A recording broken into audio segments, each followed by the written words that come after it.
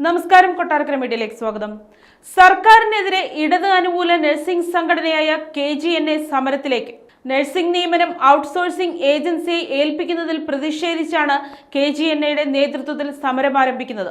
വിഷയത്തിൽ ഈ മാസം 11-ന് മെഡിക്കൽ കോളേജ് പ്രിൻസിപ്പൽ ഓഫീസിലേക്ക് മാർച്ച് നടത്തും. PMSSY ബ്ലോക്കുകൾ വന്ന കോഴിക്കോട്, ആലപ്പുഴ മെഡിക്കൽ കോളേജുകളിലെ നിയമനം ഔട്ട്സോഴ്സിംഗ് ഏജൻസിയെ ഏൽപ്പിക്കാൻ കഴിഞ്ഞ മെയ് 21-നാണ് സർക്കാർ ഉത്തരവിറക്കിയത്.